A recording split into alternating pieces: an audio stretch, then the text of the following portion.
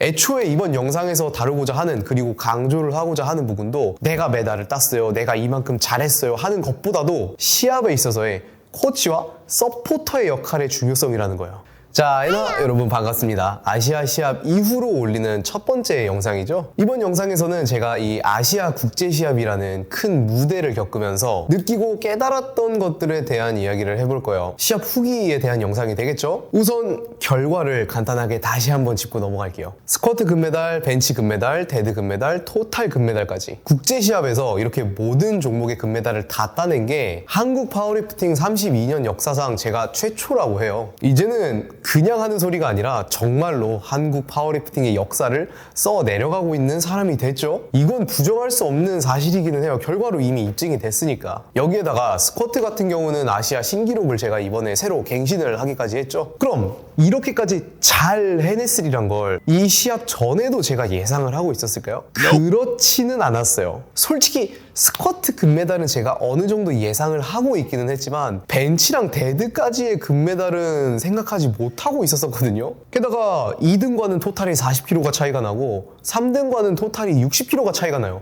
이렇게 압도적으로 1등을 하리란 것도 생각을 하지 못했었고, 어쨌든 결과상으로는 이렇고, 이제 오늘 영상의 메인이 되는 시합을 뛰면서 느꼈던 점들에 대한 이야기를 좀 해볼게요. 자, 이 느낀 점도 선수로서 느꼈던 점, 그리고 서포터로서 느꼈던 점을 나눠서 이야기를 좀 해볼 건데, 우선 선수로서 느꼈던 점은 코칭을 받는 건 정말 중요하다는 거예요. 솔직하게 이야기를 하자면 저 이번 아시아까지는 코칭 받는 거 없이 혼자 하려고 했었어요. 왜냐고요? 나는 평소에도 잘하고 있었던 사람이었으니까. 그러던 와중에 제가 생각한 것도 조금은 있었고, 우리 준이의 권유로 RTS에서 아담에게 코칭을 받기 시작했죠. 그게 8월 말인가 9월 초인가 그럴 거예요. 그리고 겨우 3달이 지난 그 결과가 어떻죠? 앞서도 이야기했다시피 압도적으로 아시아 1등을 했잖아요. 물론 제가 기본적으로 가지고 있는 이런 퍼포먼스적인 부분도 당연히 있긴 했지만 이걸 시합장에서까지 제대로 이끌어줄 수 있는 게 바로 코칭의 힘이라는 거예요. 나 자신을 올바른 길로 인도를 해주고 무엇이 약점이고 무엇을 보완해야 하고 하는 걸 제3자의 눈으로 보다 객관적으로 판단하고 평가해줄 수 있다는 거죠. 멘탈적인 부분의 케어는 물론이고요. 코칭의 중요성은 이 다음 영상에서 더 자세하게 다룰 테니까 이쯤 정도 해두고요. 그리고 선수로서 현장에서 느낀 점은 정신이 없어요. 선수는 플랫폼에 나가서 중량을 드러내는 것 말고는 신경을 쓸 겨를이 없다는 거예요. 물론 저는 올해 4월부터 4월, 7월, 10월, 그리고 이번 아시아 12월까지 모든 시합을 참가를 해오면서 시합에 대한 경험치를 계속 쌓아왔기 때문에 그 시합 자체에 대한 부담감은 그렇게 크게 많지는 않았어요. 오히려 거의 없는 편이었죠. 원체 멘탈 하나는 튼튼하다고 자부를 하고 있는 사람이라 그런 정신없는 상황 속에서도 어느 정도 평정심을 좀 잘 유지는 할 수 있었지만 일반적으로는 그러기가 조금 힘들죠. 긴장되고 초조하고 실패하면 어쩌나, 저 선수가 나보다 잘 들면 어쩌나 하는 심리적인 부담감이 아마 가장 클 거예요. 이러한 심리적인 부분을 선수 자신이 잘 컨트롤을 좀 해야겠죠. 앞서 이야기했던 것처럼 사실 선수는 준비만 잘 해왔다면 플랫폼 위에 올라가서 중량을 잘 드러내는 것 말고는 크게 신경을 쓸 게 없기는 해요. 그리고 서포터로서 느낀 점을 이야기해보자면 이 서포터의 역할이 정말 굉장히 중요하다는 거예요. 애초에 이번 영상에서 다루고자 하는, 그리고 강조를 하고자 하는 부분도 내가 메달을 땄어요, 내가 이만큼 잘했어요 하는 것보다도 시합에 있어서의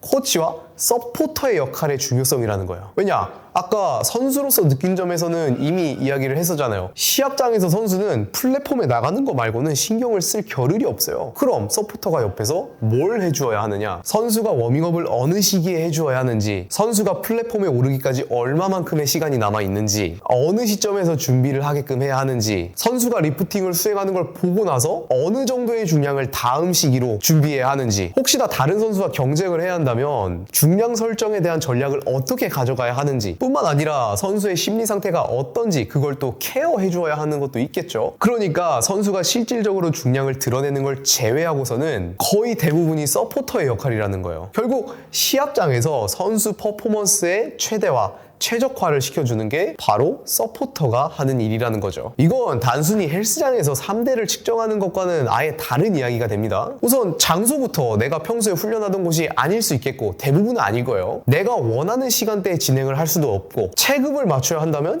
영양 상태도 평소와는 다를 수 있겠고 참가 인원에 따라서 내가 평소에 가져가던 그 쉬는 시간 텀보다도 더 빠르게 텀이 올 수도 있고 더 느리게 텀이 돌 수도 있어요. 말 그대로 모든 변수들이 계속 지속적으로 작용을 한다는 뜻이거든요. 혼자였었으면 올바르지 못한 워밍업 진행 타이밍 혹은 중량 설정에 대한 판단 미스로 리프팅을 실패를 해버릴 수가 있고 그렇게 리프팅에 실패를 하면서 멘탈이 한번 바스라지기 시작하면 그것 때문에 시합 자체를 아예 망쳐버릴 수도 있거든요. 진짜로 그런 변수들을 틀어막고 선수가 최고의 기량을 뽑아낼 수 있게 서포팅을 한다는 거죠. 그냥 가서 화이팅 외치고 잘 들었어요 이게 아니라는 거예요. 그건 관객이 하는 일이죠. 아마 시합에 참여해보신 분들은 이 서포터의 중요성 그리고 코칭의 중요성을 정말 지대하게 느끼셨을 거예요. 있고 없고의 차이가 진짜 굉장히 크거든요. 그래서 저는 특히나 이번 아시아라는 큰 무대를 겪으면서 선수 혼자서 잘한다고 다 되는 게 아니라 선수의 옆에서 함께하는 서포터, 팀원이 정말 중요하고 이 사람들이 있음으로 인해서 선수가 선수로서 제 역할을 다 할 수 있다는 거를 또 굉장히 더 크게 느꼈어요. 사람이 정말 중요하다는 거 그리고 진정으로 함께 한다는 것에 대한 가치가 무엇인지를 말이죠. 그런 만큼 이번에 함께한 제 팀원들